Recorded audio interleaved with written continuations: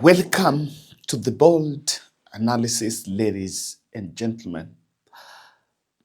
This becomes the most difficult part of being a journalist in this country. Raila Odinga is dead. And according to the family report, Odinga was undergoing treatment in India, a position that had been explained by his elder brother Odour Odinga last week while in Rangala. And Odinga is said to have suffered cardiac arrest during morning walk on Wednesday morning. He was rushed to hospital where he was pronounced dead at around 9:52 a.m. Indian time. And according to a spokesperson for the hospital, according to reports, his daughter and relatives were with him.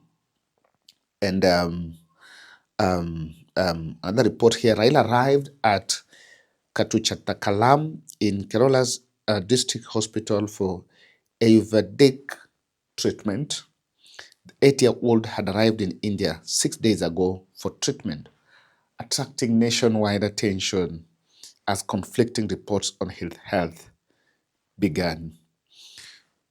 Prior to being flown to India, Odinga was in Dubai facility offering allied care, where he was reportedly spotted by a member of parliament from the Luo nation. Mama Ida would later come and tell the country that Odinga was fine.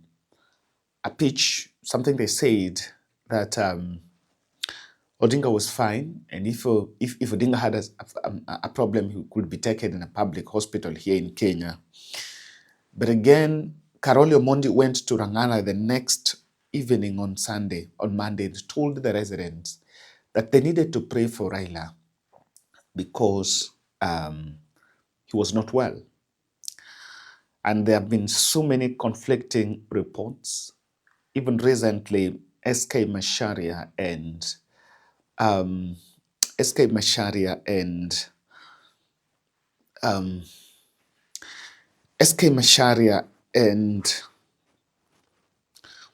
the Deputy President Kithure Kindiki were in CIA Institute just 2 days ago to try to tell the residents there that Odinga was fine. Ladies and gentlemen, the president is to issue a statement, but this report has already been confirmed by the Indian doctors that Raila Amolo Odinga, is dead. I cannot analyze anything more than that in this podcast at this moment. It's a very difficult moment. I need to say that. It's a very difficult moment for family. It's a very difficult moment for Luo Nation. And this is a man that has given it all for this country. We have had our stand. We have differed with him when he took a stand. But he's endured us. He had never made anyone. I think Odinga is one person that has made decisions that have really been unpopular. Sometimes not the right thing or what people think, but he stood his ground. And what Odinga has done for this country remain unmatched. Just allow me to take a couple of few minutes and just take this podcast to also share my 3 instances of personal, of the closest I came to Odinga. And then after that, we'll also take time to just give you time to go to the comment section and pour out your messages to the family. The first time I came close to Odinga was in 2016. And this was during the Firimbi operation. Firimbi operation, I was just an intern in one of the radio stations, in one of the TV stations here. And this was the protest to remove IBC, the former led by Isaac Hassan. And that operation, that freedom operation happened. So Odinga would go meet in Upper Hill. The first time I saw him, would meet in Upper Hill. Then Philippe Tale and Odour, the guy who Durongwen, not Durongwen, the other soldier who died, that is the one that was mostly there by that time, would give directions on how we would protect Mzee. And even all the other MPs that were there, they were under instructions to protect Mzee from the public rage. So that was the time, and I saw a man who had the zeal and he really meant it when he came out to fight for those rights. I think in the history of Kenya, there is a generation that has gone down with Mzee, and there is a spirit that has gone with Mzee, and that is the spirit of fighting for what he thought was right for the country.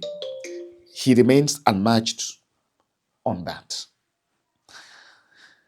Then in 2017, I remember there was NASA, the NASA team, Musalia Mudavadi, there was Kalonzo Musyoka was his running mate, there was Raila, there was Isaac Ruto, Hassan Joho, and all that team, and Motangula.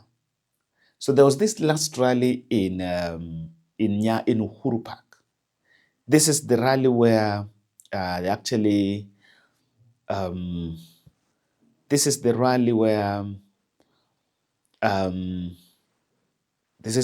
where everyone almost attended. And it was one of the biggest rally, I think, Shaifanya. And then from there, I remember the other one is after that election, the next year, 2018, when Raila was coming from US. By that time, I was then in Standard, and we were covering his trip all the way from,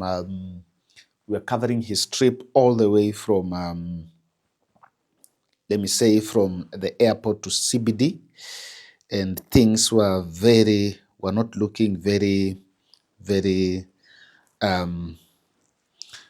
things were not looking very good.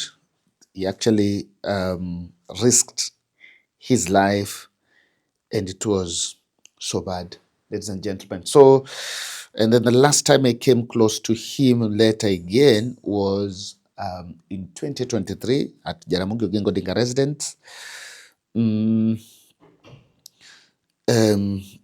that is the time I saw him one-on-one. Allow me cut this video. I'll leave you a couple of videos. May Baba rest in peace. Let's have peace. Let's respect what Mzee has done. Odinga has fought his life, and that is a journey, and that is a path that any one of us will take. It's not immortal. I just want to urge us to be a little bit sensitive. At this point, I want to send personal condolences to Mama Ida, the closest family, Winnie, and Junior. I've had a personal relationship with Junior sometime, I think 2 months ago. Na pole sana baba, yani pole sana, ni Musana, pole sana. This is sometimes, we can just say on camera, you can just speak.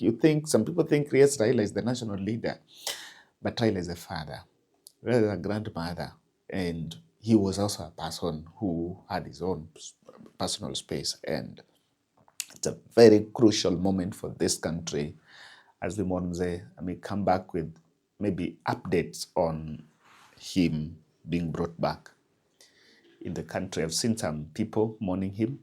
Maybe I'll leave those videos with you. May God give us peace. May God grant us, and may Mzee rest in peace. May Baba rest in peace.